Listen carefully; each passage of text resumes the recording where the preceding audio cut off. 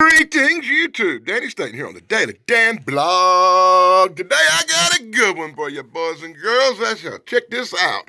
I got Walt Disney Showcase number 29, Escape to Witch Mountain. Now, I love the Walt Disney Showcase comic books. Each Walt Disney Showcase comic book is based on a different movie. That's right, a different Walt Disney movie. Each showcase features a movie in its entirety for that one issue. This comic book is Escape to Witch Mountain movie comic book from beginning to end. No part one, no part two, nothing like that. So, does anybody remember Escape from Witch Mountain, that Walt Disney movie that come out back in 1974? Huh? Do ya? Those two kids are witches. Find them. Now, from Walt Disney Productions, a motion picture of unearthly power. Escape to Witch Mountain. Well, Hunted. You have power. Well, I want to be able to understand these powers. Their only hope is escape to Witch Mountain. Rated G. Yeah, I love Escape to Witch Mountain. I'm a big Eddie Albert fan. Remember Switch with Eddie Albert and Robert Wagner? One of my favorite shows from all time. Got me into the old Eddie Albert. Hell, I think I was Switch just because I knew who Eddie Albert was from this movie when I was a kid. You know, he picks up these two little orphan kids. Well, heck, let's just see in the story. Oh, my goodness. We're going to get some Roadrunner, baby, and Wile E. Coyote as a little cartoon opener as they go in such of some diabetes. Hostess, cupcake Twinkies. If you ate these, you take insulin now. So I guess this is what my friend Dave Sunstorm would call the real good stuff. What do you say, Dave? Let me know in the comments below. I'll pin it if you actually comment on this video. Well, I'm disappointed already a little bit, even though the art looks pretty good. As you can see, it's from 1975. It's an old, rare comic book. It's even got that musty old comic book smell. But look, it picks up with this rich guy trying to adopt these two little orphans.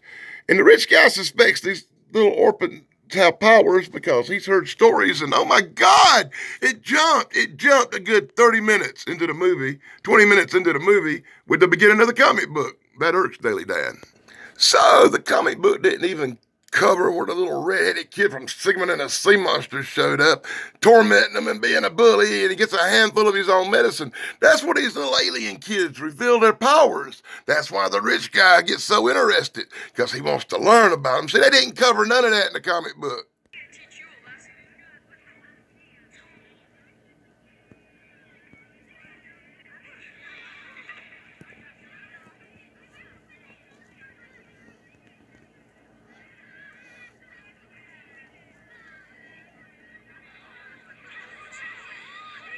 Ah ha ha ha.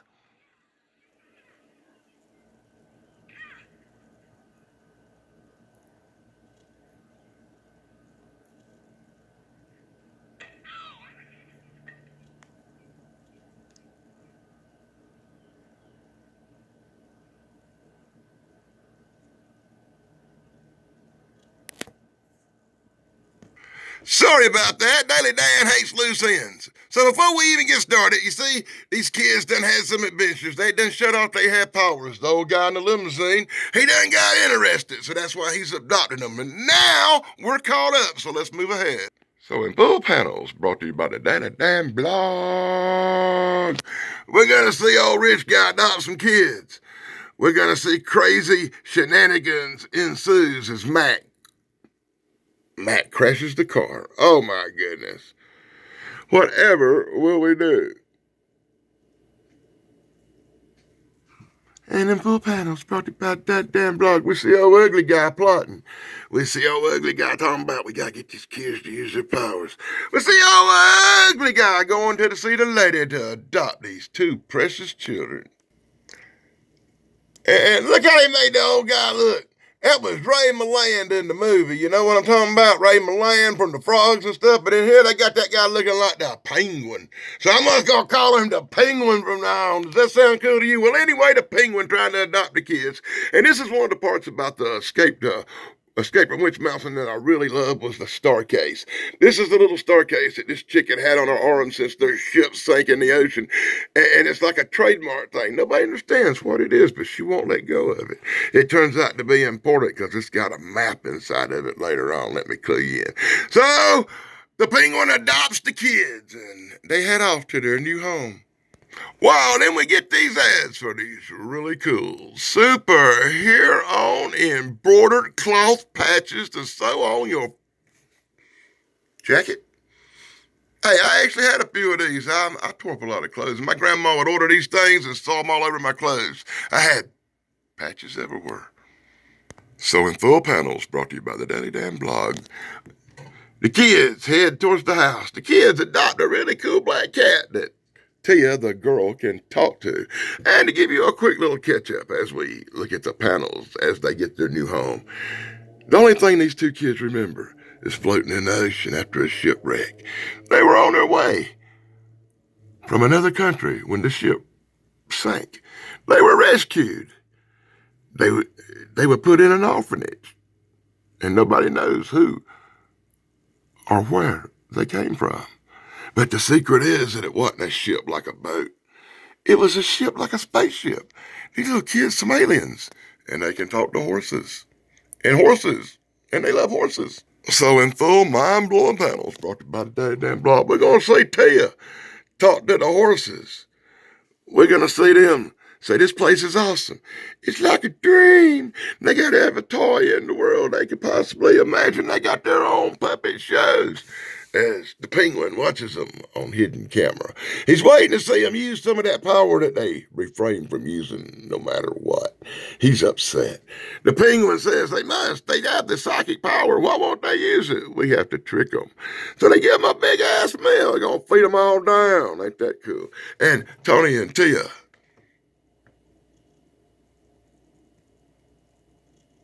are drawn really well in this comic book. What do you think about the art? I have to give the art credit. Other than making Ray Milland look like the penguin, everything else looks pretty cool. Well, the kids finally figure out what the penguin's up to. That's why they're refusing to use their powers till it's absolutely necessary. You know, they can talk to each other with their mind, do that mind speak thing. I could make a big mind speaking joke right now, but I'm going to pass on that. That's right. So Tia grab up the cat, and Tony opened the door with his magic mental powers, and they decide to make a run for it as they flee. Hey, Pat McCormick on the Golden Ranger TV. What do you think about this? He's been doing some great interviews over there. Be sure to check out Pat McCormick on the Golden Ranger TV as the kids make a break for it. As the dogs bark. I bet my cool dog would love that. Bark, bark, bark. Hey, check out Daily Dan's channel. My cool dog is doing really good. I got some really great My Cool Dog videos over there. As Tony and Tia make a break for it, the guard dogs attack. Excitement like that calls for incense magic, where you could order incense back in 1975. And a really cool classic poster collection, 88 posters for 65 cents. You could have had them all, boys and girls, back in 1975. What a great place for a commercial. In a twist, one of Tia's powers is she can talk to the animals like we learned with her little pet cat. So she talks to the dogs and tells them to chase the guards, and the dogs turn around and chase the guards away. Roof, roof, roof. She calls that big black horse from earlier, now horse jumps the gate and heads for it. As the black cat runs into the guard shack and accosts this big, goofy-looking guard. And in full panels brought to you by the Daily Dan blog. You see Tony and Tia on the back of the horse making the grand escape. You see them headed off to town. You see the penguin getting all upset. You see Eddie Albert packing the camper at the grocery store, where the kids just happen up on. Hey, guess what? Them kids hid in the back of Eddie. Look at Eddie Albert. Boy, they made Eddie Albert look good in this comic book, didn't they? Eddie Albert, yeah, he was a big-time actor back in my youth. I was a big Eddie Albert fan. And Tony and Tia are hiding up in the camper. Later on, Eddie Albert discovers them. Eddie Albert says, hey, check this out. And he shows them that little box they got. He figures it out. It's got a secret thing. And with the reveal of the star map hidden inside the secret box, of course, we're going to get a commercial where Margie gets a gift. And later on, after Margie got her gift, She had to get a shot to get rid of it. No, I ain't gonna make no jokes like that. I'm sorry. And then you get these really, really, really cool back patches. Wait a minute. God, they really wanted to promote back patches back in the day, didn't they? So in Full Panels, brought to you by the Daily Damn Blog, the Excitement Mouse, they find a secret map hidden in the star box. Hey, it's a place on Earth. Be sure to check out this special map, because this map could come important in your future if you have special powers. Anyway, we must go there, and they have memories of floating in the ocean. They have memories of the shipwreck. They have memories of their uncle and them being rescued. But hey, their uncle left them. Their uncle disappeared. Eddie Albert says, well, how can that be? But they had that box, and that box has that secret map, and they done figured that out. Uh-oh. Womp womp. I think the bad guys could be approaching. Eddie let the kids out and races off in an attempt to lead the police away.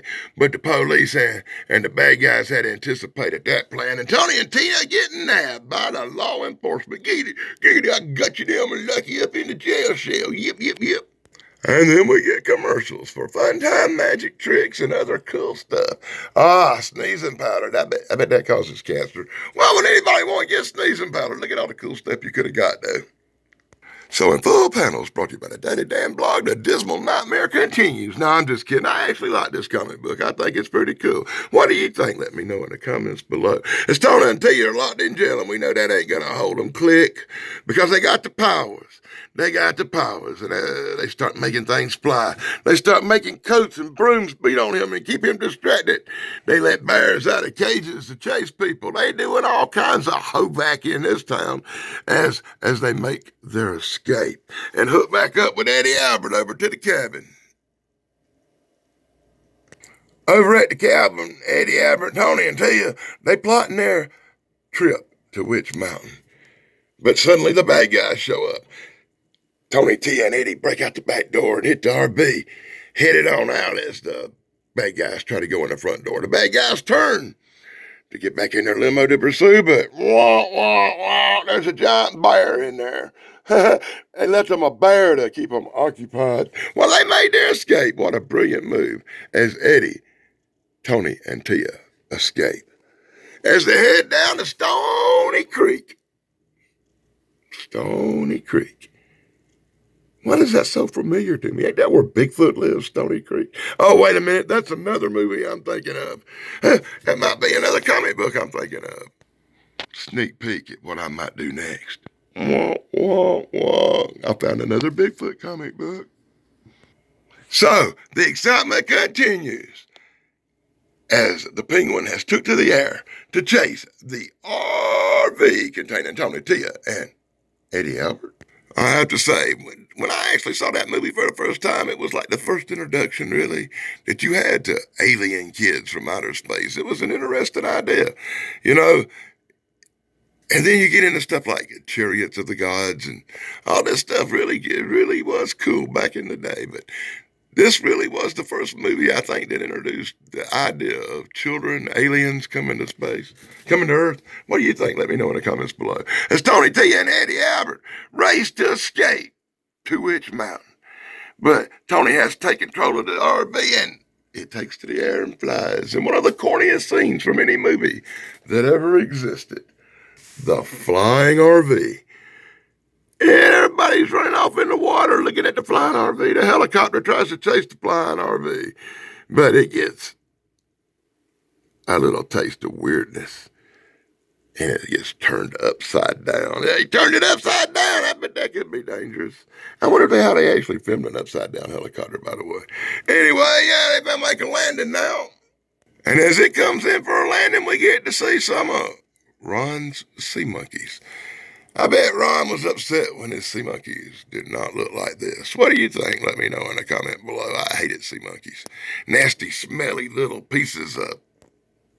So finally, as the RV comes to land on Witch Mountain, Tony and Tia are reunited with Uncle Ben. And they go together up to Uncle Ben's house, and they have big old bowls of Uncle Ben's rice. Because Uncle Ben made the best rice in the galaxy. Okay, that was funny.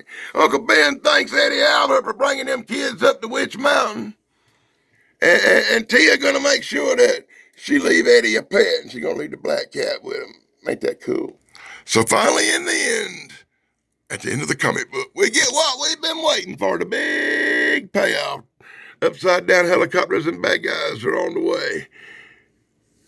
But all they get to see is Tony and Tia fly away in their UFO. Look at that cool UFO. I better identify this for what the whole comic book just to see that really cool drawing of that UFO. Identify this for if you actually watched this video. And if you watched it this long, for whatever reason, I can't understand why, let me know what you think about the UFO.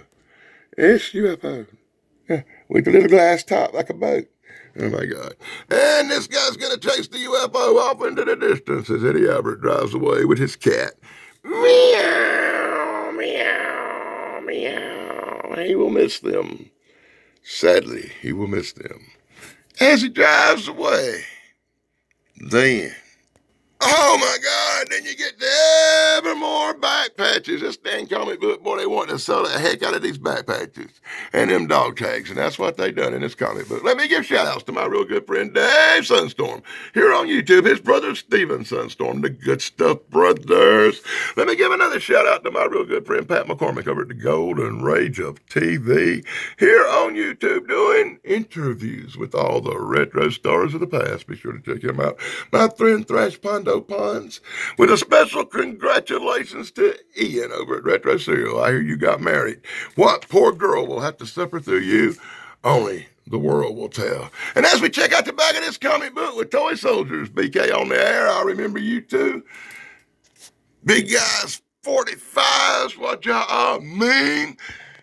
Unidentified S4, and the Paranormal Highway, all my favorite channels here on YouTube. Heck, even a special shout out to Matt Troy, Keto and Wrestling. I haven't forgot you, boy.